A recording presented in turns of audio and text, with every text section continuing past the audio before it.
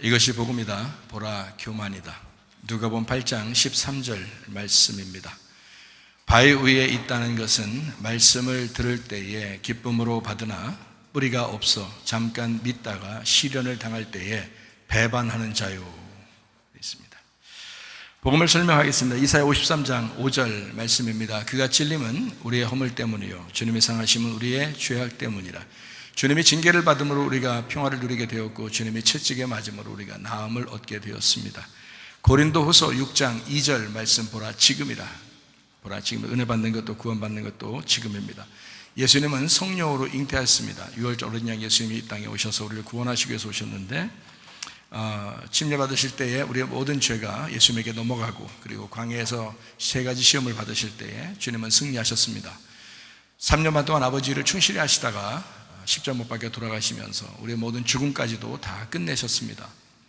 이것을 마음에 믿고 입으로 고백하면 구원받는다라고 되어 있고 예수는 이제 구원자요 치료자요 회복자시기 때문에 우리가 예수님 통해서 구원을 받습니다.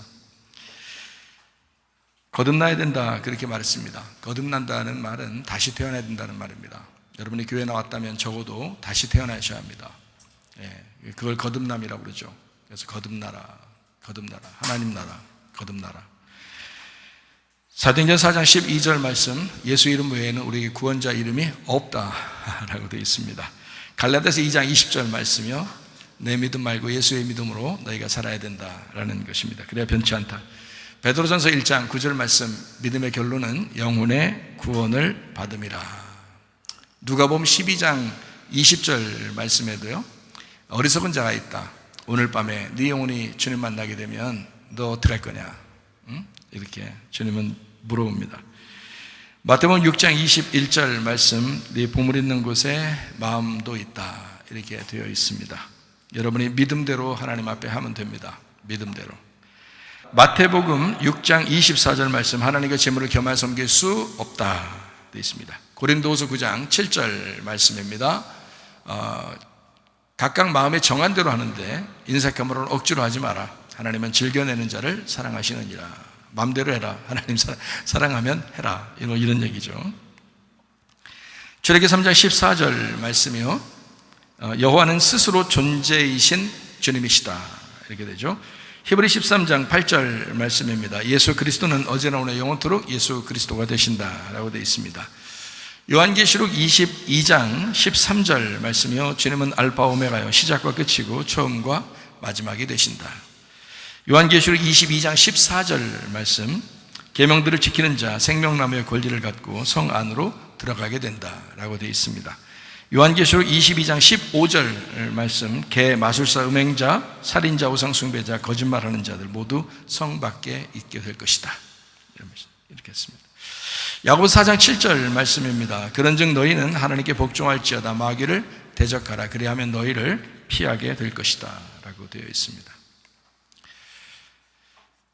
제가 오늘 책을 하나 읽어드릴게요. 편지도 읽어준 적 있죠? 이번엔 책을 읽어드릴게요.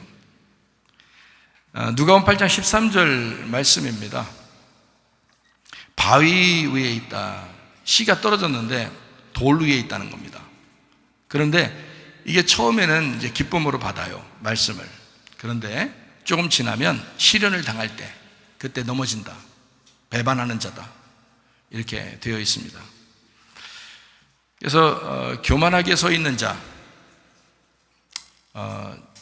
제가 이런 얘기를 이제 한다는 것은 교회들마다 그런 문제들도 꽤 있기 때문에 그렇게 얘기하는 거고요. 이런 얘기들을 안 하고 좀 뭐 간결하게 복음을 설명할 수도 있는데 이런 얘기들을 이렇게 한다는 것은 참 치사한 것처럼 보이게 되죠. 그래서 제가 글씨를 써놨어요. 치사 빵꾸다. 사람을 치사하게 만드는구나. 이런 얘기 안 해도 여러분이 즐겁게 신앙생활을 할 수 있는데 그런데 참 치사하게 만드는구나. 이제 이런. 근데 마귀가 치사하더라고 보니까. 그래서 사람들을 치사하게 만들더라고요. 그러니까 치사하게 자세히 하나하나씩 이렇게 얘기해줘야 그래 좋아하고요. 그래야 또 이해가 되고 그런다고 그러더라고요. 참, 그러니까 그것도 마귀 역사가 쉽게 일어날 사람들이야. 그 사람들이. 말 안 해도 시험 안 드는 사람 있어요. 자기 혼자 다 삭힐 수 있는 사람, 다 혼자 기도하고 끝내는 사람 다 많아요. 그런 사람들이 있어요, 꽤. 뭐 최집사, 임집사, 박집사, 뭐 여기 강집사, 뭐 다 많이죠. 그런데 꼭 설명해주고 치사하게 그렇게 얘기해줘야 이해한다고 그런 사람들이 있더라고요. 참 어처구니 없다. 직접 얘기하지. 자, 가정에서 믿을 만한 사람이 되어야 하는 것처럼 교회에서도 믿을 만한 사람이 되어야지. 가정에서는 아버지와 관계가 있어야 하는 것처럼 교회에서도 목회자와 관계가 있어야 한다. 배신이라고 하는 단어가 있습니다. 이게 정의가 어떻게 되냐면요, 신의를 저버렸다. 이걸 배신이라고 그렇게 나와 있습니다. 배반이라고 하는 단어에 정의가 있습니다. 이것은 믿음과 의리를 저버리고 돌아섰다. 이거를 배반했다. 이렇게 이야기합니다. 자, 함께 남아있는 사람들에 대한 배신이요, 배반이다. 가정에서나 교회에서나 마찬가지예요. 누가 그런 배신과 배반을 만들어낼까? 마귀밖에 없습니다. 하나님은 우리를 늘 연합하게 하고 사랑하게 하고 하나가 되게 하려고 하죠. 그런데 자꾸 이렇게 배신하게 만들고 배반하게 만들고 자꾸 떨어지게 만들고 하는 것은 마귀 역사입니다. 여러분이 거기에 사용될 수도 있는 거고 또 사용된 사람에게 꼬임당할 수도 있는 겁니다. 그래서 치사 빵꾸지만 얘기를 해줘야 된다. 여러분에게. 모르니까 정말 무식한 것 같다. 내가 보니까 정말 무식한 것 같다. 그래서 좀 알아야 되겠다. 치사하게라도 얘기해서 알려줘야 되겠구나. 이런 생각이 들어오는 겁니다. 배신자는 반드시 악한 영이 들어간 사람입니다. 배반자는 반드시 악한 영이 들어간 사람입니다. 배신만큼 쓰라린 것은 없다. 이제까지 함께했던 모든 추억이 한순간에 다 날아가 버리기 때문이다. 그렇지만 나는 수고한 것에 대해서 후회하지 않는 편이다. 내가 수고한 것에 대해서는 내가 더 많이 수고했을 수 있다. 그런데 후회하지는 않는다. 그래도 마음은 씁쓸하다. 배신의 정의는 신의를 저버리는 것도, 배반의 정의는 믿음과 의리를 저버리고 돌아섭니다. 배신과 배반은 거의 같은 의미에서 사용되는 것이다.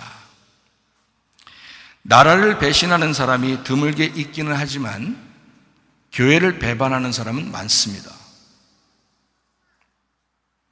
함께 남아있는 사람들, 교회에 대한 배신이요 배반이다. 누가 그런 배신과 배반을 만들어낼까? 마귀밖에는 없다. 자기가 죄인이라고 떠나는 사람 난 못 봤습니다.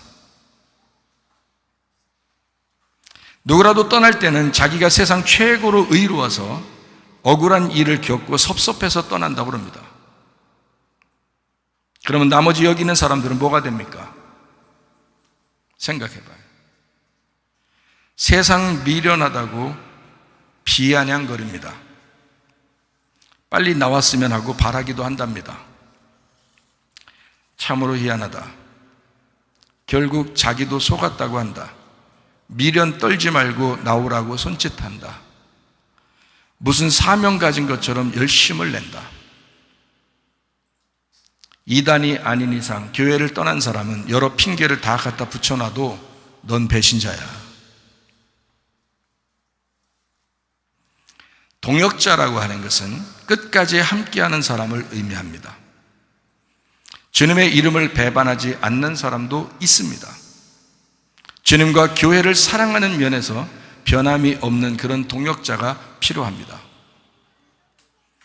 다윗과 솔로몬도 동역자들이 있었습니다.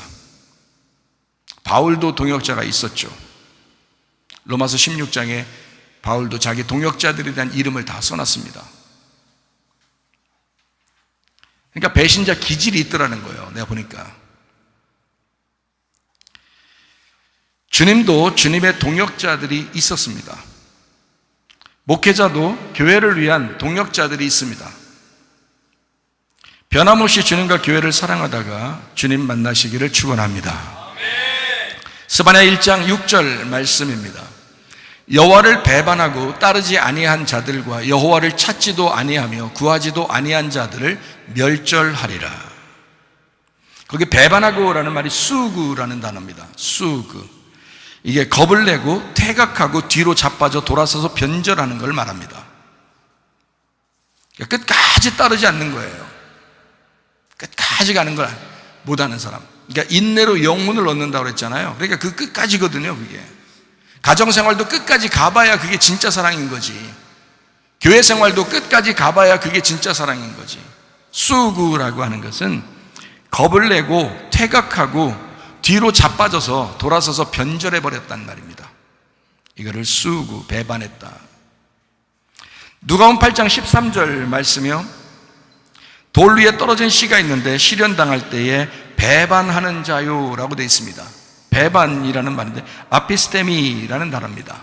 이 말은 반란을 선동하고 떨어져 교만하여 따로 서 있다라는 말입니다. 한마디로 말하면 교만한 사람을 얘기합니다. 교만해서 자기 편 들어달라고 얘기하는 사람이 있어요. 그런 사람이 돌 위에 떨어진 씨앗을 가진 사람들이에요. 한마디로 말하면 그 마음이 돌이었던 겁니다. 씨를 100개, 1000개 뿌려놔도 소용없어요. 말씀을 100개, 1000개 받아도 소용없어요. 그런 사람들은요. 안 들어갑니다. 여러분, 회개하셔야 천국 가요. 회개하셔야. 여러분, 그냥 있어서는 안 돼. 우리 교회는 그냥 두고 싶지 않아서 제가 얘기 다 해드리는 거고, 다른 교회들도 이런 일들이 많이 있으니까 제가 얘기해드리는 거예요. 디모데전서 5장 8절 말씀이요. 가족을 돌아보지 아니하면 믿음을 배반한 자요라고 되어 있습니다.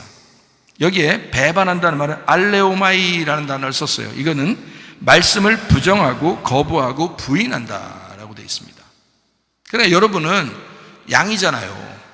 그러면 사명자가 말씀을 증거하는 것에 대해서 여러분이 전적으로 듣고 순종해야 되거든요. 그게 양들이에요. 그런데 말씀을 부정하고 거부하고 부인해버린다 이거야. 그게 배반하는 자들이라는 거지. 자, 자기 친족, 특히 자기 가족을 돌보지 않는 사람 할 때 생각을 해보세요. 가족이라고 하는 이 단어가 가족만 있겠어요? 여러분 교회 나오면은 이 교회에 다니는 사람들을 무슨 가족이라고 그래요? 무슨 가족이라고 그래요? 말은 잘하네. 하나님 가족이라네. 아니 니네 집구석에는 다 가족들 있잖아. 그러면 교회 나와도 하나님 가족이라며? 그럼 이 가족을 왜 배반하나? 왜 이 가족을 무시하나? 왜 이 가족을 돌보지 않냐 이 말이야. 왜 서로 하나가 되려고 하지 않나? 못 알아듣겠나 잘? 못 배워서? 이런 말이 너무 이렇게 세게 나가는 것 같아서 사람들이 좀 부담스러울 것 같은데 부담 좀 느끼세요. 율법으로 쳐 맞으셔야 돼. 이런 사람들은. 그리고 우리 교회에서 복음을 얼마나 잘 설명해 줘요. 그럼 그런 건 또 사랑으로 받으시면 되는 거고.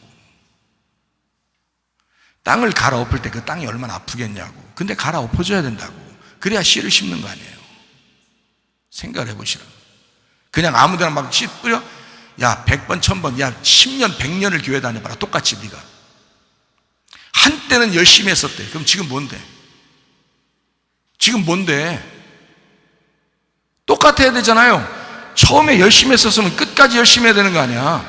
그래야 변함없는 거지. 그게 인내하는 거지. 그게 영혼 구원이지. 그게 말도 안 되는 소리 하고 있어요.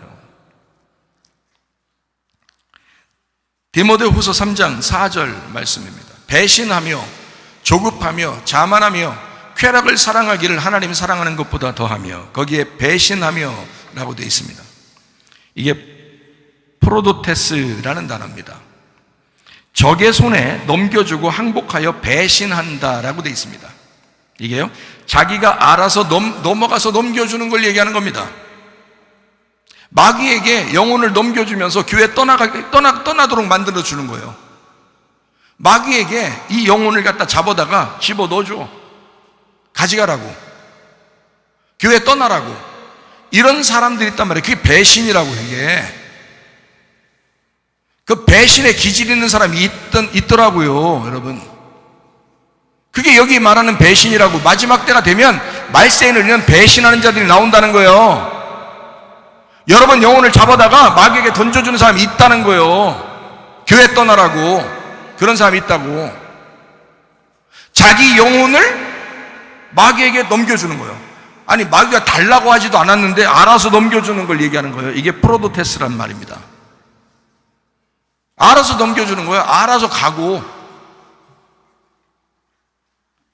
참 어처구니 없죠. 요한계시록 3장 8절 말씀이요. 볼자다 내가 네 앞에 열린 문을 두었으되 능히 닫을 사람이 없으리라. 내가 네 행위를 아노니 네가 작은 능력을 가지고도 내 말을 지키며 내 이름을 배반하지 아니하였도다. 이게 빌라델비아 교회거든요. 빌라델비아 교회. 필레오, 아델포스, 형제를 사랑하는 교회, 서로 연합하여 하나가 되는 교회를 얘기하는 겁니다. 이 빌라델비아 교회예요. 근데 이 교회는 어떤 교회냐? 작은 능력을 가졌는데, 자기가 큰 능력이 아니야. 작은 능력을 가졌는데 배반하지 않았대. 주님의 이름을 배반하지 않았대. 여러분, 훌륭한 사람만, 능력 있는 사람만 주님을 따르는 것 같아요? 아니에요. 적은 능력인데 주님을 배반하지 않으면 되는 거예요. 거기에 배반한다는 말은 알레오마이를 썼습니다. 말씀을 부정하고 거부하고 부인한다라는 알레오마이, 그걸 하지 않았다. 말씀을 거부하지 않았다. 말씀을 부정하지 않았다. 말씀을 부인하지 않았다. 그런 말씀입니다. 여러분에게 말씀을 증거하는 이 사무엘 목사가 여러분에게 말씀을 증거할 때 참 기쁨이 있어야 돼요. 대부분은 제가 기뻐합니다. 말씀을 증거할 때 그 말씀 듣고 그 말씀 따라서 살려고 얼마나 하는지 모르겠어요. 참 감사해요. 다른 교회 목사님들 제가 가끔가다 만나요. 만나면 참 우리 교회를 부럽다고 그래요. 그러니까 어떻게 소문을 났는지 모르지만 굉장히 부러운 교회라고 그렇게 얘기를 많이 해요. 자기들이 상대하지 못할 교회다 이런 얘기도 하고요. 그러니까 어떻게 소문이 났는지 우리 청년들이나 우리 교회 사람들의 믿음이 굉장하다고 소문이 났어요. 그런데 어떤 사람에 대해서는 마음이 참 안타깝다 이런 사람도 있습니다.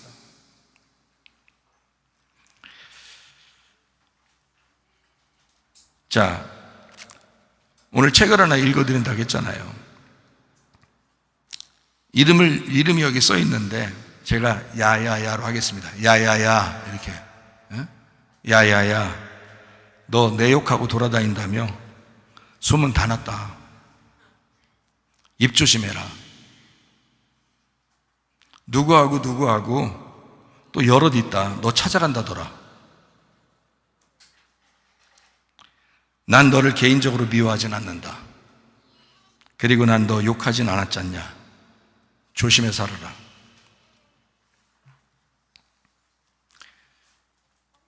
자, 관계자들에게 알려줍니다. 저는 사람들에게 설명하고 이렇게 하는 걸 잘 안 해요. 다 이해하겠지라고 생각을 해요. 왜냐하면 내가 그런 사람이니까 그래요. 저는 누구에 대해서 오해 잘 안 합니다. 그리고 다 믿어줍니다. 그래서 설명 잘 안 들어도 다 믿기 때문에. 왜 믿냐면 목사인데 양심이 뭐냐면, 저는 우리 교회에 이렇게 나오잖아요. 그러면 이 사람이 나쁜 사람이든 좋은 사람이든 상관없이 가족처럼 생각을 해요. 가족처럼. 근데 성도들은 그렇지 않은 사람들이 꽤 있는가 봐요. 그러니까 목사를 가족처럼 생각을 안 하는 거야. 목사는 그런 마음을 가지고 누가 와도 가족처럼 이렇게 생활하려고 한단 말이에요. 그 양심은 그렇단 말이에요. 제가 가족이요. 교회도 하나님 가족인데, 가족들은 자기 권리를 찾는 것보다 먼저 자기가 해야 할 일이 있어요. 그럼 목사는 목사로서 어때요? 의무를 다 해야 되죠. 여러분도 여러분으로서 의무를 다 해야 돼요. 그래야 가족의 권리가 생기는 거예요. 그게 남편이 맨 바람 피고 딴 생각하고 그러면서 부인 보고 너는 날 무조건 사랑해야 돼. 네가 내 부인이니까. 그럼 부인이 뭐라 그래서 너나 부인해라 이놈아. 이럴 거 아니에요? 그러면 아내가 계속 쇼핑 중독에 걸리고 계속 무슨 약이나 했었고 무슨 뭐 나가서 돌아다니고 이러면서 남편 보고 당신은 내 남편이니까 나를 사랑해야 돼요. 뭐 성경에 나와 있잖아요. 하나님 사랑하라고, 하나님이 우리 아내를 사랑하라고 나왔잖아요. 그러면 남편이 뭐라고 그랬어? 그냥 떠나라야. 응? 너도 너의 의무를 다해야지 내가 너 사랑하지. 그러면 아내도 얘기할 거 아니에요. 너도 나에게 의무를 다해야 나도 너를 사랑하지 할 거 아니에요. 목사는 목사대로 여러분에게 의무를 다해야 되는 거고요.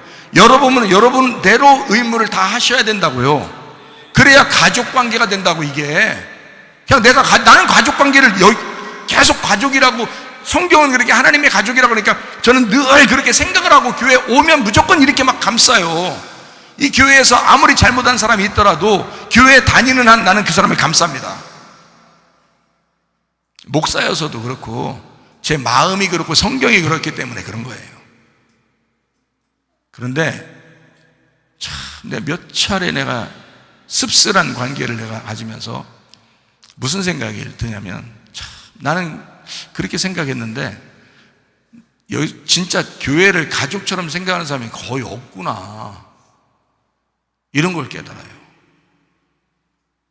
교회를 가족이라고 말만 그러면서요, 성경에 말로는 교회를 가족이라고 얘기하면서 자기가 가족이라는 생각을 안 하고 그냥 교회를 다니는 거예요. 그러니 말씀이 들리냐고요. 참 희한하죠. 그게 무슨 교회를 다니는 거예요, 여러분. 마음이라도 그렇게 하셔야 돼요. 마음으로라도 교회는 가족이야, 우리 가족이야, 이렇게 생각하고 다녀야지. 마음으로라도. 어떻게 쉽게 배신하고 쉽게 배반하고 그럽니까? 막 전혀 나는 당신을 가족이라는 생각을 안 해봤다는 것처럼 그렇게 하니까 참 어처구니 없죠. 이거를 뭐 얼마 전에도 이렇게 알게 되는데, 우리 청년들이 하는 말이 가서 혼 좀 내줘야 되겠다는 거예요. 이거는 목사님을 몰라도 너무 모르고 교회를 몰라도 너무 몰라도, 그래서 혼 좀 내줘야 되겠다는 거예요. 왜냐하면 거기서 얘기하는 거를 다 녹음이 돼가지고 싹 알려졌어요. 이름도 다 나와요. 누구누구 이름도, 자기들이 딱 데리고 나갈 사람들 이름 다 나오고요, 건들지 말아야 될 사람들도 이름. 참 희한하죠. 그런 게 별거 다 있어요. 마귀 역사는 참. 그래서 내가 어떻게 이렇게 잘 찝나 모르겠다. 어떻게 그렇게 잘 찝나. 그래서 청년들이 좀 혼 좀 내야 되겠다고 같이 막 가야 된다는 거예요. 나는 가지 마. 뭘 가려고 그래. 신경 쓰지 마.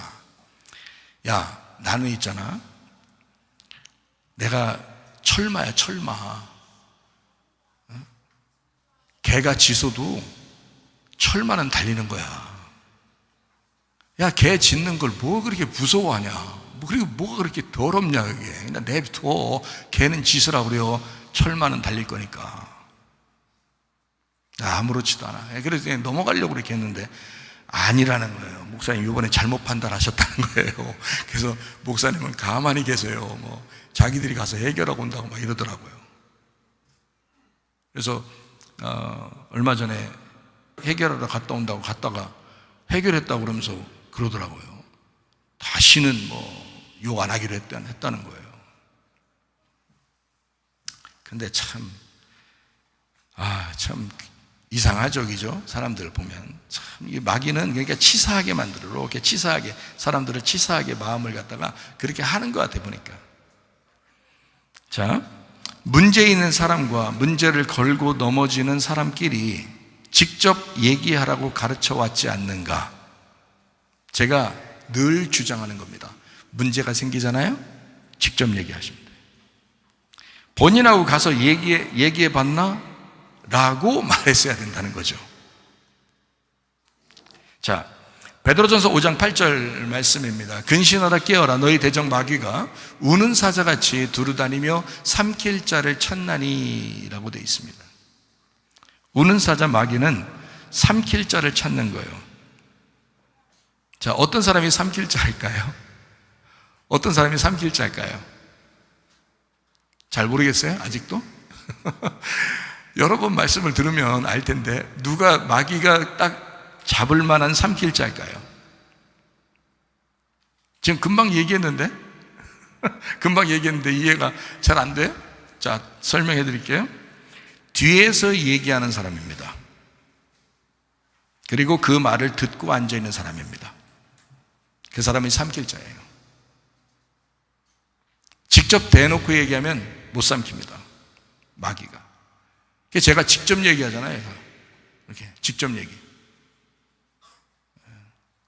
제가 직접 얘기하는 거 듣고 시험 들었으면 벌써 박지사님 시험 벌써 들었어. 근데 그렇게 안 해. 시험 안 들어. 그래 다 죽었다 살아나야 돼. 죽었다 살아나면 시험 안 들어요.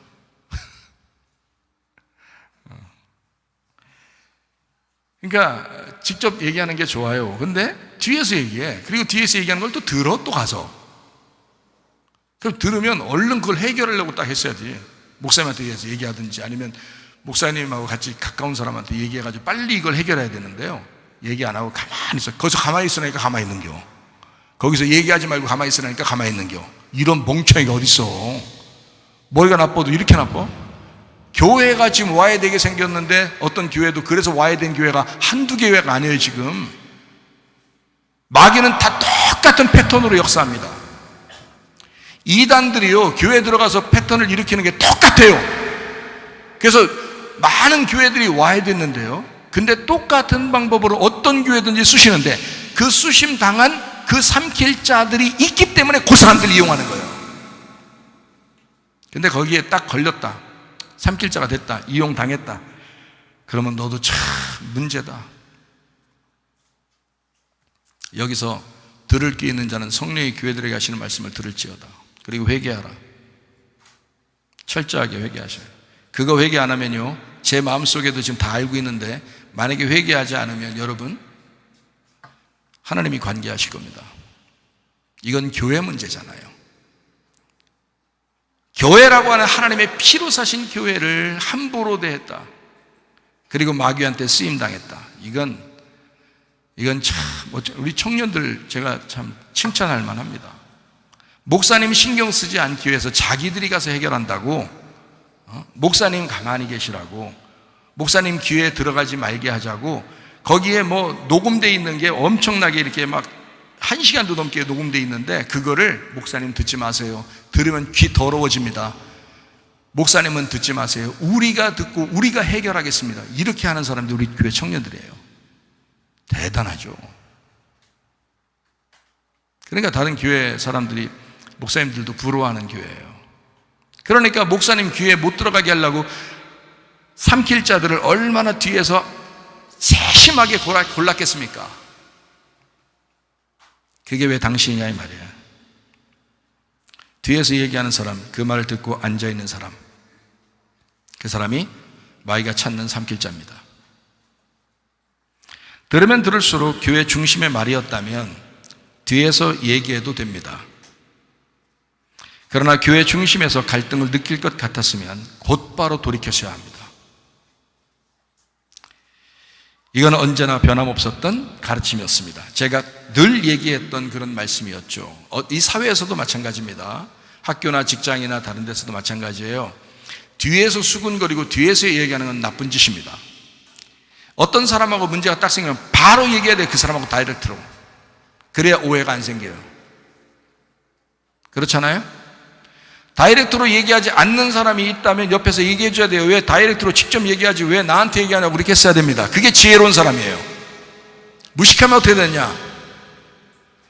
자기 혼자 듣고서 혼자 알고 있으니까 혼자 알고 있는 거예요. 이게 진짜 무식한 사람이에요. 이게. 못 배운 사람들이요. 가슴에 찔린 사람 혹시 있습니까 여기? 회개하시면 돼. 뭘 찔려 또. 배우면 또 얼마 배웠다고 다 여기. 하나님 말씀 안에서 배우지 않으면 다 무식한 거야. 그렇잖아요. 하나님 말씀 배워야 돼.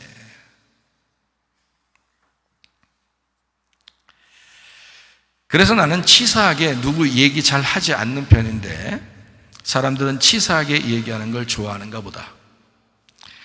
할 일 없어서 그런가? 남 얘기 듣기 좋아하는 사람들이 많아서 그런가? 더 미련한 건 교회와 연관시켜서 쉽게도 교회를 포기한다. 여기 자식 없었으면 교회 나갈 사람도 있었어.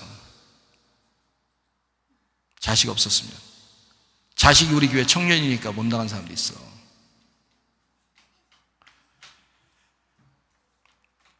사람들은 자기하고 친한 사람 얘기 들으면서 쉽게 결정하고 판단한다. 그래서 누구와 함께 주로 있으며 누구와 함께 무슨 이야기를 하는가가 참으로 중요하다. 잠언 13장 20절 말씀. 지혜로운 자와 동행하면 지혜를 얻고 미련한 자와 사귀면 해를 받느니라. 지혜자와 동행하고 있는가? 미련한 자와 동행하고 있는가? 내가 미련한 사람이면 나를 떠나시기 바랍니다. 내가 지혜자면 반대로 나와 함께 있어야 합니다. 분명한 기준이 아닌가? 생각을 해보셔요, 여러분. 치사하게 이런 거 설명하고 얘기해야 알아듣나? 열매를 보면 알지 않을까? 나와 함께 있는 사람은 믿음이 성장하고 교회 중심과 가정 중심으로 살지 않더냐? 아무 말 안 해도 그렇게 믿고 살아가는 사모님과 아들과 딸도 있다. 내가 설명하지 않아도, 굳이 설명하지 않아도 그렇게 살아가는 사람이 있다. 목사님 신뢰하면서. 내가 어떤 사람이라는 걸 알기 때문이다. 우리 교회에서 가장 큰 눈을 가지고 감시하며 사는 성도는 다름 아닌 사모님과 아들과 딸이다. 지난주는 선교사님 숨소리가 가빴습니다. 아들과 며느리, 손자, 손녀 입장에서는 걱정이 많은 며칠이었습니다. 특히 이런 때, 특히 그럴 때 나를 괴롭히는 악한 사람도 모두 뒤에서 얘기하기를 좋아했던 사람이 있었습니다. 악하죠. 누가 그런 짓을 합니까? 마귀입니다.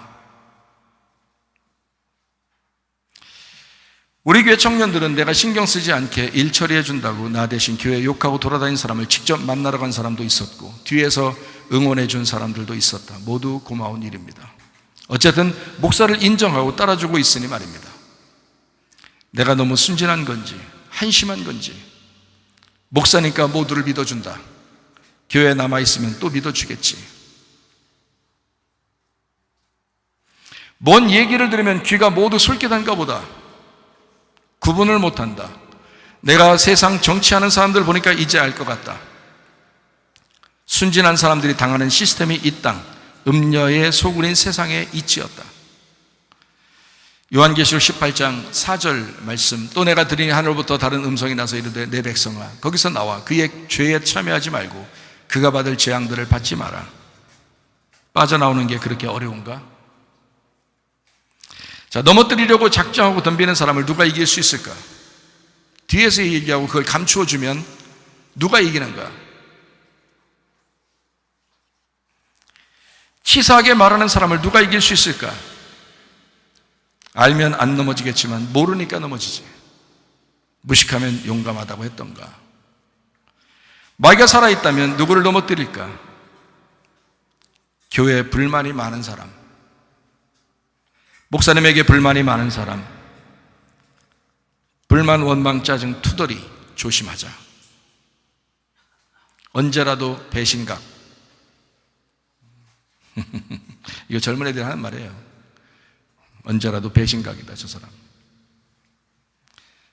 그러니까 믿지 말라 그러지 나보고. 사람들 믿지 말라고. 하도 내가 순진하게 잘 믿어주니까 나보고 믿지 말랴. 근데 어떻게 목사인데 양심상 교회 오면은 무조건 다 믿어주니까 저는 참으로 나한테 직접 얘기하는 사람 별로 못 봤다. 내가 그렇게 가르쳤던가? 문제가 있으면 문제 있는 사람에게 직접 얘기하라고 가르치지 않던가? 그건 연합이요 사랑이다. 선악과 분리, 비판, 판단은 거의 다 뒤에서 얘기하고 교회에서 이탈시키려고 혈안이다. 그리고 자기가 들은 게 정답으로 알고 살아가더라. 그래도 난 의리를 지켰다. 예전 청년들은 헌금도 더 많이 했다. 헌금 때문에 뒤에서 말하고 서운하다는 사람들 모두 교회를 떠났다. 그래도 난 떳떳하게 얘기한다. 왜일까? 주님과 교회에 대한 사랑으로 헌금하는 사람도 있었으니까. 난 그때도 헌금 내는 사람과 헌금 잘 내지 못하는 사람을 구분해 본 적이 없다. 여기 교회에 있으면 일을 잡아서라도 교회와 학교를 돕기 위해서 월세라도 내라고 하겠지만 돈 없는 자를 업신여겨 본 적은 없다.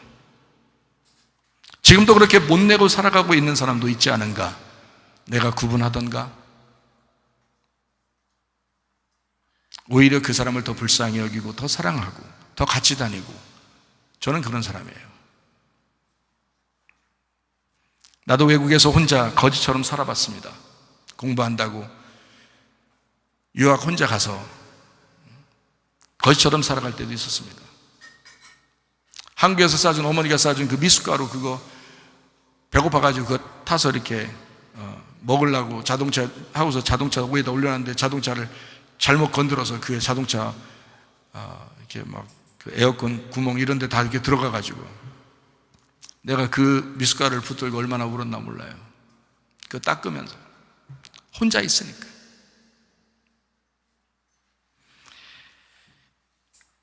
그래서 외국에 혼자 거지처럼 산 적이 있었기 때문에 내가 찾아오는 모든 거지를 외면하지 못하는 이유입니다. 그래서 우리 교회에 어느 누구라도 오면 제가 빈손으로 보내지 않습니다. 교회 재정이 아주 넉넉한 적이 없어서 내가 교회를 담당하고 나와 함께 있는 사람 몇 명이 교회를 함께 짊어지기로 한 적이 있었습니다. 여기 청년들 중에서 그 이야기를 듣고 함께 교회를 짊어지고 그런 적이 있었어요. 지금 제 얘기가 다 사실로 들릴 거니까. 누가 교회 얘기 빼고 얘기하면 오해할 수도 있겠지. 그러나 어쩐다. 나는 떳떳하니 말이다. 그리고 조금이라도 돈이 남으면 모두 선교와 구제를 넉넉히 할 수 있었다. 그래서 아프리카에 교회도 짓고 학교도 짓고 우물도 많이 판 겁니다. 나도 구제받아서 살았다고 어디 가서나 늘 자랑스럽게 얘기하고 설교 시간에도 자주 언급했었다. 월급이라고 생각하고 받아본 적은 없었으니까. 우리 집에 대학생 둘이 있을 때나 졸업할 때나 한 명이 결혼할 때도, 그리고 지금 시간에도 어머니 돌보며 세금 내고 먹으며 사는 것은 최저 생계비 한 가족 120만 원 정도도 안 되니 나는 그것으로도 충분히 살아왔다. 자녀가 대학생 때는 장학금으로, 자녀가 결혼할 때는 결혼 부의금으로 지금도 그럭저럭 학생들과 함께 밥 먹으며 살아간다. 내가 힘들면 나를 개인적으로 사랑한다고 생각하는 사람에게 개인 구걸이라도 하면서 그렇게 살았다. 난 떳떳하다. 근데 저기 뒤에 앉은 너 왜 나한테 10만 원 안 보내냐? 이렇게 써놨어요. 여기다.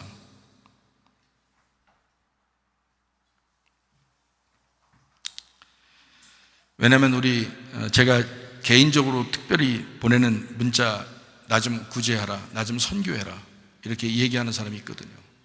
한 달에 10만 원이라도 나한테 보내줘라, 나 좀 살게, 이렇게 보내는데 안 보내는 애가 있어. 그래서 내가 야, 너 왜 안 보내냐, 그렇게 말할 정도로 떳떳하다 이 말은. 나는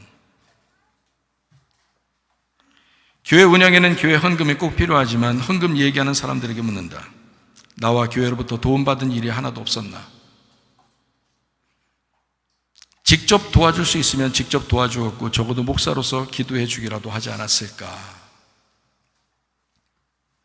보증금도 내주기도 하고 생활비도 주고. 근데 배은망덕한 사람들도 있더라. 기질이 그렇더라. 아, 사람이 그렇구나. 이건 믿음하고 상관없구나. 사람이 그런 사람들이 있구나. 이걸 깨달았어요. 그래도 교회 안에서는 저는 믿어줍니다. 저를 속으로 목사님 이제 혹시 나를 의심하는 거 아닌가? 혹시 나에게 좀 이렇게 생각하지 않을까? 절대 그럴 거 없습니다. 우리 교회 안에서는 저는 늘 제가 죽을 때까지 교회는 하나님의 가족이라고 생각합니다. 최선을 다해서 저도 양심껏 살려고 하고요. 나는 교회를 운영하면서 지금까지 과부하 걸릴 만큼 헌금하게 한 적은 없었다. 우리 교회에 자랑거리인 처녀와 총각은 절반까지도 헌금한 적이 있으나 그것도 옛날 일이다. 아주 오래된 일이에요. 결혼하면 반드시 기본 헌금만을 강조했다. 혹시 기본 헌금이라도 과부하가 걸렸다고 얘기하면 내가 개인적으로라도 도와주기를 자청하고 도와준 사람이다. 여기 지금 얘기 듣는 사람들 중에서 아는 사람도 있으니까 제가 사실인지 아닌지 알 거예요. 미안하겠죠. 자기 여기 앉아서 그런 얘기 들으면 미안하겠죠. 근데 마귀는 치사하게 만드니까 여러분, 교회가 앞으로 더 정상적인 교회로 여러분의 교회를 믿고 그리스도를 믿고 이렇게 살아가려면요, 신뢰하고 살아가려면 이런 게 필요하겠다 싶더라고요. 마귀가 치사하게 나오니까 치사한 것을 해결해 줘야 되겠구나, 이거를. 저는 이런 얘기 잘 안 하거든요. 사람이 치사해지니까 안 하거든요. 근데 마귀가 치사하니까 상대할 때 마귀를 대적해야 되니까 그래서 그런 거예요. 나한테 얘기 안 하고 뒤에서 불만 품고 있다가 그냥 배신하고 떠나 욕을 한다. 그래도 난 교회 살리려고 했으니까 떳떳했다. 나도 넉넉하게 살아본 적이 없었다. 사모는 징징거리는 것이 습관이 될 만큼 살았다. 지금 사는 집도 어머니 예전 집 팔고 사모가 대출받아서 마련했다. 어느 집이나 마찬가지겠지만 사모가 인터넷 일을 해서 소소하게 들어오는 걸로 이자를 감당하며 살아간다. 내가 한갑 가까이 돼서. 그리고 내가 혼자 집이 있으면 안 되니까 우리 청년들에게도 집 살 수 있도록 계속 길을 마련해주고 해줬다. 우린 너무 늦게 마련했다. 내 나이 환갑을 바라보면서 선교나 구제에만 몰두하며 살다가 전혀 생각하지도 못했는데 부동산 아줌마를 통해서 강압적으로 집을 장만하게 되었다. 그게 사실이니까 여러분이 알아야 되죠. 전 얘기했었어요. 청년들도 알아요. 예전에 아버지가 목회를 가르쳐 주시면서 하신 말씀이 기억난다. 목회자는 너무 가난하여 부유한 자들에게 짐이 되어서는 안 되고 너무 부유하여 가난한 자들에게 가시처럼 살아서도 안 된다. 우리는 중간 조금 못 미치는 수준을 유지하면서 양쪽에게 걸맞게 살아왔다. 아버지가 그랬고 저도 그랬습니다. 아버지는 저보다 더 가난하게 사셨죠. 더 큰 교회를 하시면서도 그런 집안이에요, 저희들이. 근데 아버지가 그렇게 가르쳐 주셨어요. 딱 중간으로 살아야 된다, 목사는. 왜냐하면 너무 가난하게 살잖아? 그러면 집 있는 사람들이, 아파트 좋은 데 사는 사람들이 부담 느껴서, 목사님 너무 가난하니까 부담 느껴서 미안해가지고 그 교회 다니기가 힘들어 한다는 거예요. 그래서 중간을 유지해 줘야 된다는 거예요.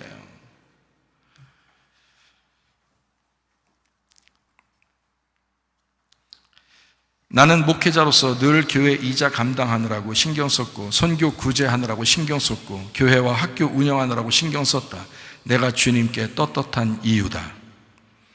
주님은 내게 먹는 것만큼은 책임지신다고 약속했다. 내가 불쌍하게 살아와서 그런가 보다. 하나님이 아버지가 되신다고 하셨고 나의 먹을 것만큼은 책임지신다고 하셨다. 그러니 내가 먹는 걸 뭐라 하지 마라. 먹으러 갈 때는 꼭 나와 동행했으면 좋겠다. 목장들이 먹으러 갈 때도 꼭 나하고 같이 가야 된다. 그리고 내가 먹는 그 자리에 꼭 문집사 같이 문집사 식탁에 내가 같이 먹을 수 있도록 해줘라.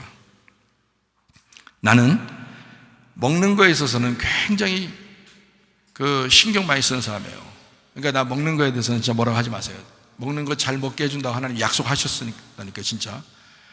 얼마나 제가 불쌍해. 제가 2번 굶어 죽을 뻔했다 했잖아요. 그러니까 먹으러 갈 때는 꼭 나와 동행하면 행복하겠다. 누군가 재정 문제만 탄탄하게 버팀목으로 버텨주었다면 난 더 당당하게 목회했을 것이다. 그러나 우리 교회는 개척 때부터 충분한 여유를 가지고 시작하지 못했고 난 늘 노심초사하면서 목회할 수밖에 없었다. 그래도 난 자랑스럽게 생각하던 것이 있었는데 우리 교회가 넉넉하지 않았지만 가족같이 서로 챙겨주고 교회를 함께 짊어지고 나가는 사람이 있다는 것에 만족했다. 내가 고생해도 보람이 있었다는 말이다. 결국 내가 생각한 대로 똑같이 생각하는 사람은 아주 극소수에 불과하다는 것을 이제서야 알았다. 정말 몰랐어요. 나는 다 똑같은 내 마음 같은 줄 알았어요, 교회 다니면. 근데요, 아니더라고요. 참 미워하진 않습니다. 그렇다는 거죠. 그렇게 알게 되었다 이런 말이에요. 난 주님께 지난 세월 설교와 헌금에 있어서 떳떳했다. 지금 나와 함께 교회와 학교를 짊어지고 가족처럼 살아갈 사람이 미련한 사람일까? 난 그 사람들이 그렇게 안 보이는데 어떻게 생각할지 혹시 모르겠다. 배신자 기질을 가진 사람들은 나하고 얘기하지 않고 가족처럼 살려고 하는 사람들을 뒤에서 씹어대면서 또 교회에 빠져서 어리석게 행동한다고 하겠지. 그렇게 얘기하더라니까요, 진짜. 그런 사람이 있더라니까요.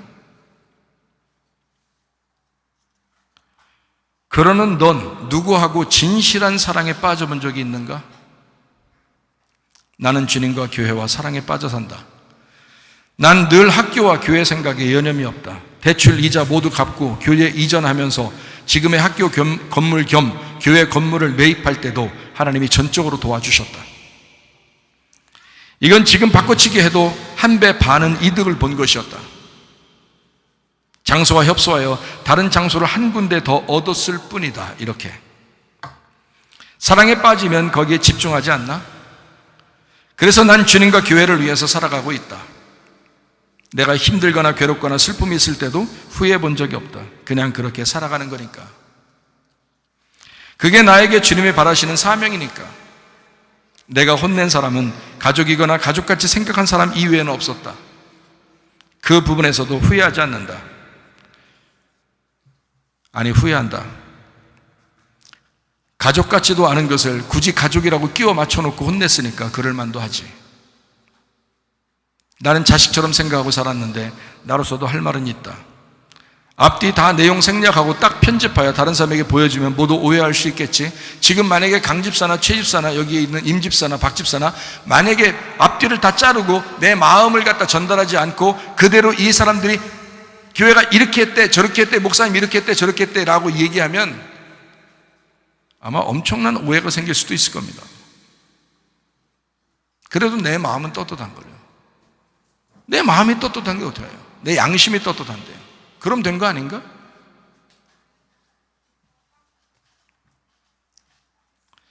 좋은 말이 한 번도 없었을까? 내가 말한 것 중에? 근데 뒤에서 듣는 사람들은 다 욕만 들었다는 거예요.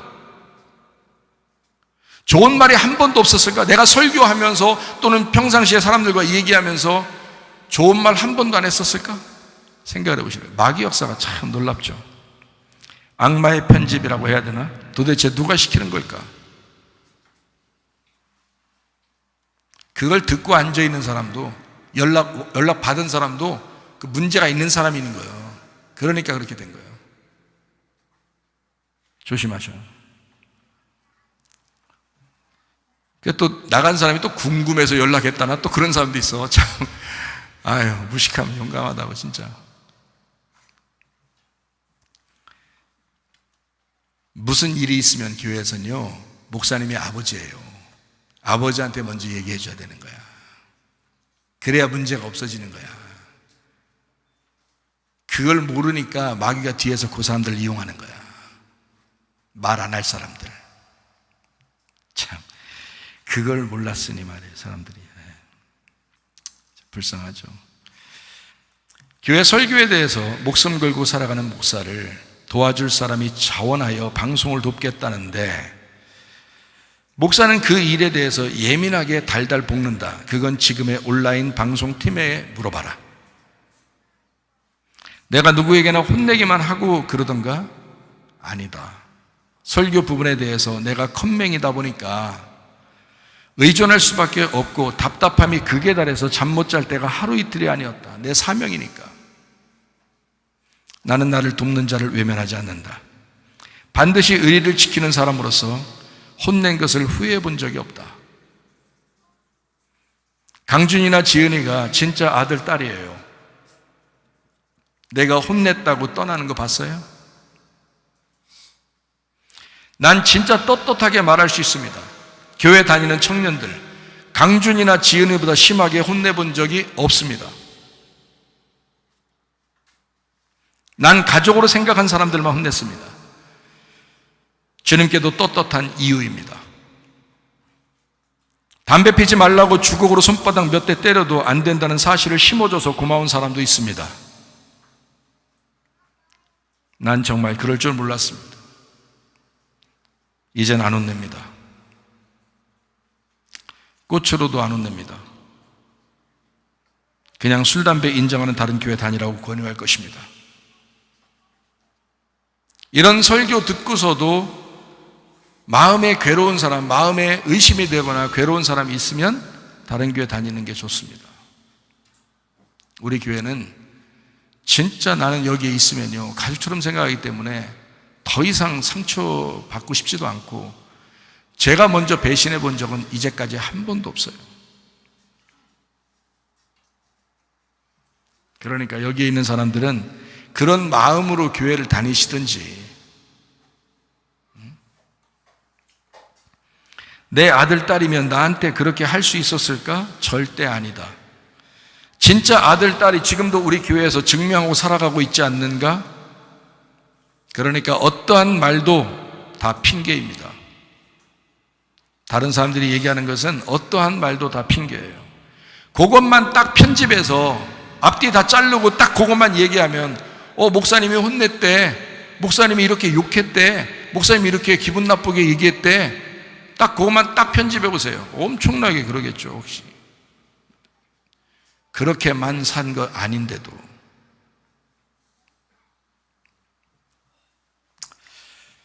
학생 청년들에 대해서 나 혼자만 그렇게 착각하고 있었는가 보다. 내 마음이 그러니까 당연히 같은 마음인 줄 알고 있었는데 아니었다. 그렇게 믿고 살아간 것이 죄는 아니니까 후회하지는 않는다. 난 그렇게 많은 배신을 당해도 오늘 또 가족 같은 교회를 꿈꿀 것이다. 사도행전 2장에 있는 말씀처럼.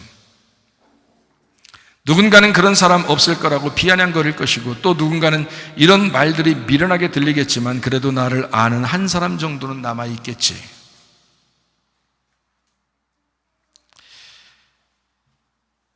저도 교회 목회를 하고, 우리 형님도 목회를 하고, 우리 매형도 목회를 합니다. 저희 매형도 크게 목회를 하고 형님도 크게 목회를 합니다. 저보다도. 저도 크게 하지만 그 형님보다 매형보다는 좀 작게 하는 것 같아요. 근데 매형하고 이제 형님하고 가끔 만나잖아요. 만나면 저한테 뭐라고 하는지 알아요? 야, 이제 너도 한갑 가까이 됐고 우리가 이제 은퇴할 때가 됐으니 지금에 와서 돌아보니 네 말이 맞다. 너처럼 목회하는 것이 진짜였는데 나도 그렇게 언제 한번 해보고 다시 갈까? 이제 시간이 다 지나서 이러더라고요. 너처럼 목회하다 가고 싶다. 네가 진짜였어. 가끔 만나서 얼마나 칭찬하는지 몰라요. 얼마 전에도 만났는데 저는요, 한 사람이 남더라도 저는 성경에 있는 교회를 꿈꾸며 가고 싶습니다. 그런 저를 좌절시키지 마세요. 좌절되지도 않겠지만 너같이 개같이 짖어도 나는 철만 달릴 거니까. 목회는 그런 게 아니에요. 목양은 그런 게 아니에요. 목사는 양심상 그래서는 안 되는 거예요. 그러니까 목사를 괴롭히려고 하지 마세요. 여러분이 당할 것입니다. 교회와 학교를 함께 짊어질 한 사람을 또 찾는다. 그리고 그들과만 함께 묻히고 싶다. 결국 죽음이네. 주님 만나는 날 후회 없이 떳떳하게 주님과 교회와 가정을 사랑하는 가는 당신들 각자의 몫이다. 나는 적어도 의리가 있는 사람이다. 나와 사모와 선교사님과 지은이와 강준이를 돕는 사람을 외면하지 않는다. 자원하여 교회와 학교를 돕되 목회자와 가족을 생각하는 건 이 시대 말씀을 보호하겠다는 향기로운 희생 제물이 될 것이다.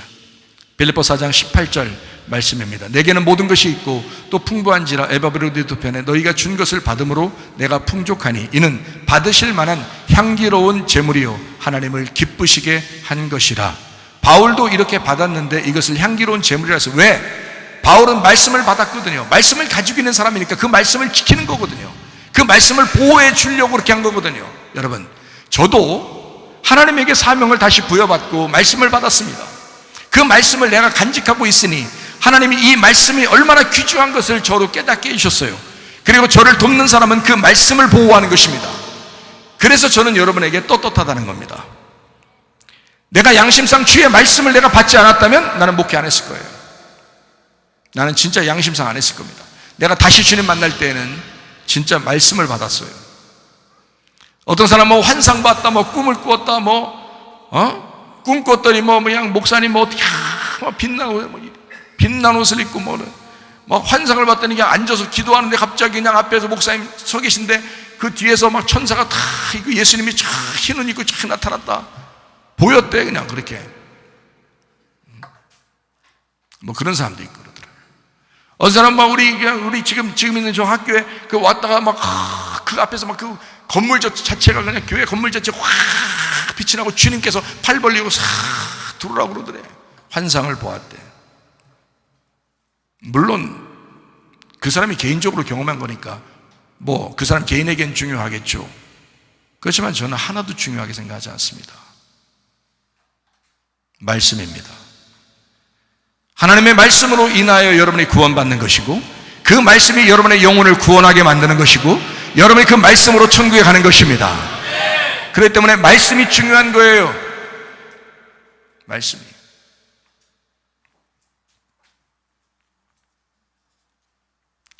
나의 부르심이 확실하여 나는 그렇게 믿고 살아간다. 마귀는 떠나가고 천사들이 수종드는 날이 올 것이다. 마태복음 16장 18절 말씀이요. 또 내가 내게 이르노니 너는 베드로라. 내가 이 반석 위에 내 교회를 세우리니 음부의 권세가 이기지 못하리라. 음부의 권세는 우리 교회가 싫은가 보다. 어렵지 않다. 승리하신 주님과 함께라면 먹고 싶다. 다시 강조한다. 주님과 교회를 대적하지 마라. 문제 있는 사람과 문제를 걸고 넘어지는 사람끼리 직접 얘기하라고 가르쳐왔지 않는가? 본이라고 가서 직접 얘기해 봤나? 라고 말했어야 한다. 우는 사자 마귀는 삼킬자를 찾아다닌다. 뒤에서 얘기하는 사람과 그 말을 듣고 앉아있는 사람이다. 틀림없어요. 그 사람들만 찾아다닙니다. 마귀가요. 치사하게 이런 거 설명하고 얘기야 겨우 알아듣나? 열매를 보면 알지 않을까? 나와 함께 있는 사람은 믿음이 성장하고 교회 중심과 가정 중심으로 살지 않더냐. 다른 사람들은 고사하고 내가 아무 말 하지 않아도 그렇게 믿고 살아가는 사모님이 있고 아들과 딸이 있다. 내가 어떤 사람이라는 걸 알기 때문이다. 그게 진짜 가족이다. 내가 설명하지 않았어도 그것을 신뢰할 수 있었어야 된다는 얘기입니다. 그게 가족이니까. 우리 교회에서 가장 큰 눈을 가지고 감시하며 사는 성도는 다름 아닌 사모님, 아들, 딸이다. 목사답게, 집사답게, 성도답게 살아가면 그만이다. 말하지 않으려고 하다가 얘기한다. 치사 빵꾸. 직접 얘기하지. 배신이라는 정의가 뭐냐? 신의를 저버린다. 배반, 정의가 뭐냐? 믿음과 의리를 저버리고 돌아선다. 함께 남아있는 사람들, 교회에 대한 배신이요? 배반이다. 누가 그런 배신과 배반을 만들어낼까? 마귀밖에 없다. 다시 잘 들으라고 얘기하는 거예요. 배신자는 반드시 악한 영이 들어간 사람이다. 배반자는 반드시 악한 영이 들어간 사람이다. 스바냐 1장 6절 말씀이요. 여호와를 배반하고 따르지 아니한 자들과 여호와를 찾지도 아니하며 구하지도 아니한 자들을 멸절하리라. 누가복음 8장 13절 말씀이요. 바위 위에 있다는 것은 말씀을 들을 때에 기쁨으로 받으나 뿌리가 없어 잠깐 믿다가 시련을 당할 때 배반하는 자요. 디모데전서 5장 8절 말씀이요. 누구든지 자기 친족, 특히 자기 가족을 돌보지 아니하면 믿음을 배반한 자요 불신자보다 더 악한 자니라. 디모데후서 3장 4절 말씀. 배신하며 조급하며 자만하며 쾌락을 사랑하기를 하나님 사랑하는 것보다 더하며. 요한계시록 3장 8절 말씀이요. 벌자다 내가 네 앞에 열린 문을 두었을 때 능히 닫을 사람이 없으리라. 내가 네 행위를 아노니 네가 작은 능력을 가지고서도 내 말을 지키며 내 이름을 배반하지 아니하였도다. 가정에서 믿을 만한 사람이 되어야 하는 것처럼 교회에서도 믿을 만한 사람이 되어야 합니다. 가정을 누리듯이 교회를 누리고 천국 가셔야 합니다. 교회는 함께 지어져 가는 것입니다. 에베소서 1장 22절, 또 만물을 그 발 아래 복종하게 하시고 그를 만물 위에 교회의 머리로 삼으셨느니라. 에베소 1장 23절 말씀, 교회는 그의 몸이니 만물 안에서 만물을 충만하게 하시는 이의 충만이니라. 에베소 2장 21절 말씀, 그의 안에서 건물마다 서로 연결하여 주 안에서 성전이 되어가고, 에베소 2장 22절 말씀이요, 너희도 성령 안에서 하나님이 거하실 처소가 되기 위하여 그리스도 예수 안에서 함께 지어져 가느니라. 나 혼자 교회 될 수 없습니다. 어느 누군가라도 혼자 교회 될 수 없습니다. 육체라는 내가 죽고 주님이 살아서 그리스도의 몸이 되는 것이 교회입니다. 에베소서 5장 32절 말씀이요, 이 비밀이 크도다. 나는 그리스도와 교회에 대하여 말하노라. 자, 에베소 5장에는 남편과 아내에 대한 사랑함과 복종함에 대해서 나와 있습니다. 그런데 그것을 다 이야기하고 난 다음에 이 성경 에베소 5장 32절에는 이렇게 말합니다. 내가 이렇게 말하는 남편과 아내에 대한 이야기는 그리스도와 교회에 대한 이야기다 라고 분명히 말씀했습니다. 제가 우리 교회 나오면 여러분, 가정 정말 사랑하라고 제가 얘기합니다. 가정 하나 되라고 굉장히 얘기하는 사람입니다. 어떻게 해야 가정이 서로 연합하고 하나 되는지에 대해서 굉장히 제가 가슴 깊이 얘기하는 사람이에요. 그리고 교회에 대해서도 연합하고 서로 사랑하고 하나가 되라고 그렇게 가슴 깊이 얘기하는 사람입니다. 제가 주님을 알기 때문에 그렇습니다. 주님을 알기 때문에. 주님의 마음이니까. 그러니까 여러분, 교회 연합과 가정의 연합에서 깨치는, 그걸 깨뜨리려고 하는 사람은 무조건 마귀 역사예요. 그걸 구분하시면 됩니다. 이런 걸 마귀라고 그러는구나. 이게 마귀가 그렇게 하는구나. 여기에 모여있는 이 사람들에 대해서 이게 교회인데 이거를 깨뜨리려고 뒤에서 작업을 한단 말이에요. 그래서 목사한테 얘기 안 들어가게 하려고 어떻게든지 조심스럽게 자기들끼리 속이면서 얘기를 한다고요. 그게 안 들어오냐고요. 목사한테 다 들어온다고요. 그럼 자기들끼리 얼마나 나중에 밝혀지면 얼마나 미안하냐고, 얼마나 창피한 일이냐고. 부끄러워할 그런 시간도 없습니다. 이제 빨리 여러분 이걸 깨달았으면 회개하고 앞으로 전진해 나가셔야 돼요. 뒤에를 보지 말고 앞을 계속 보면서 주님을 향해서, 교회를 향해서 나아가셔야 돼요. 계속 앞으로 전진하시면 승리합니다. 야고보서 4장 7절 말씀입니다. 그런즉 너희는 하나님께 복종할지어다. 마귀를 대적하라. 그래야하면 너희를 피하리라 그랬습니다. 마귀는 대적해야 됩니다. 그러니까 사람 미워하라는 얘기가 아니에요. 사람 미워하라는 얘기 아니에요. 불쌍히 여긴다고요. 그래서 말도 안 한다고요. 나도 가만히 있다고요. 그런데 마귀가 하는 행동이 있다고요. 그 마귀가 하는 행동들이 있는데 그것만큼은 막아줘야 된다는 거예요. 그걸 막는 면에 있어서는 우리 청년들이 지혜로웠다는 거죠. 나는 그냥 기차가 가면 되니까, 개가 짖어도 가면 됐거든요. 저는 그랬는데 이번에는 청년들이 더 지혜로웠다고요. 마귀를 대적하는 입장에서는 그게 더 지혜로운 거였다고요. 저는 신경 쓰지 않으려고 했었는데. 자, 다시 이제 복음을 정리하고 마치게요. 무화과 나무 잎으로 어떻게 뭘 입었다고요? 치마를 해 입었다고요. 그게 허리띠라고. 자기는 진리의 허리띠라고 생각하고 그렇게 살고 있다고요. 말씀 듣고 처음 아는 사람들이 그렇게 합니다. 그게 자기의 의로움이에요. 자기의 의로움. 자기는 의롭다. 억울한 일 많다. 섭섭한 일 많다. 나 괴로운 일 많다. 나 하나님께 이만큼 했다. 나 교회를 위해서 이렇게 살았다. 목사님을 위해서 이렇게 내가 도와줬다. 이런 거 다 자기의 의로움입니다. 그게 다 무화과 나무 잎으로 허리띠를 만들어서 입고 있는 거예요. 그런 사람에게 하나님은 어떤 옷을 입으라고요? 하나님의 의로움을 입어라. 그게 율법입니다. 율법. 자, 애굽에 있는 사람이요, 광야로 나와라. 광야에 나와서 율법의 말씀을 들어라. 그게 율법, 하나님의 의로움 가지고 오십니다. 그 가죽옷을 입은 사람을 그대로 천국의 가죽을 입고 가게 하는 게 아니고 광야에서 죽게 만들어요. 그 가죽옷을 입고 그 율법으로 말미암아 네가 죽어야 된다. 그래야 너의 가정이 생기고 너의 교회가 생긴다. 네가 죽어야 가정이 원활하게 되고 네가 죽어야 교회가 원활하게 살아가게 된다. 네가 죽지 않았으니까 교회에서도 너 혼자 있는 거야. 가정에서도 네가 죽지 않았으니까 네 맘대로 사는 거야. 가정에서도 죽어야 되는 거야. 교회에서도 죽어야 되는 거야. 그게 하나님의 말씀 율법을 받은 자들의 태도란 말이에요. 그래서 광야 교회에는 율법의 말씀이 있다고요. 가죽옷이 있다고요. 예수 그리스도의 피가 있다고요. 나를 위해 죽으신 그 피가 있다고, 그 십자가가 있다고요. 그걸 넘어가셔야 돼. 그 십자가를 통해서 넘어가면, 그 죽음을 경험하고 가슴 깊이 깨달으면 그때 복음이 찾아오는 거야. 나의 죄를 덮어주는. 그래, 그럼에도 불구하고 난 널 사랑해. 교회에서 너 천국을 누려봐. 그리고 진짜 천국에 함께 가자. 이런 영혼의 구원을 계속 주님께서 위로해 주실 거란 말이에요. 그게 복음이라고요. 그게 의로운 세마포, 하늘에 올라가는 빛나고 깨끗한 세마포라. 옷이 바뀌어야 되겠죠, 그죠?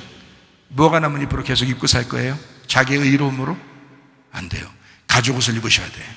그건 주님이 입혀주셔야 되는 거야. 주님의 죽으심으로 온 옷이란 말이에요. 그럼 그거로 계속 입고 살 거예요? 아니에요. 복음을 또 입으셔야 돼. 그래서 그 복음, 하나님의 사랑의 복음을 깨닫고 천국 가셔야 된다 이 말이에요. 이게 복음이라고 하는 거예요. 자, 길이라는 세상에서 조금 더 나아가면 돌멩이라고 하는 교만이라는 게 생겨요. 말씀을 듣고 교만이 생겨. 근데 이것도 깨져야 돼. 가루가 돼야 돼. 그리고 좀 더 나아가면 가시밭길이와 염려, 근심이 없을 수가 없어. 인생 살다 보면 염려, 근심이 끊이지 않아. 이거를 다 제거해버리면 좋은 밭이 돼. 밭이 중요하더라. 말씀도 중요하지만, 그 씨라는 말씀도 중요하지만 밭도 중요하더라. 그 밭이라고 하는 선악과 씨가 들어가 땅을 파고 생명과 씨가 들어가 열매를 맺는 것이다. 진정한 진리 안에서의 자유. 탈선은 안 된다. 탈선하면 안 된다. 방종하면 안 된다. 길 이집트에서 탈출해야 된다. 돌 교만에서 탈출해야 된다. 가시, 염려, 근심에서 탈출해야 된다. 하나님이 주신 마음으로 살아가셔야 합니다. 율법과 복음은 같이 나와야 된다. 가정과 사랑도 같이 나와야 된다. 교회와 예배도 같이 있어야 된다. 성전과 성령도 같이 있어야 된다. 몸과 영혼이 같이 있어야 된다. 육체, 말씀이 같이 있어야 된다. 율법이라는 울타리 안에서 행복하고 자유로운 복음이 필요합니다. 여러분, 어떤 사람은 우리 교회를 율법의 말씀이라고 생각할지도 몰라요. 그러나 율법 없이 복음은 없습니다. 율법이 곧 복음이 되셔야 합니다. 여러분의 가정이 곧 사랑이셔야 하고, 그 사랑이라는 핵심이 가정에서 유지되어야 된단 말이에요. 그 예배라고 하는 그 핵심이 교회에서 유지되셔야 된다 이 말이에요. 이래야 교회하고 예배가 같은 거고요, 가정과 사랑이 같은 거라 이 말이에요.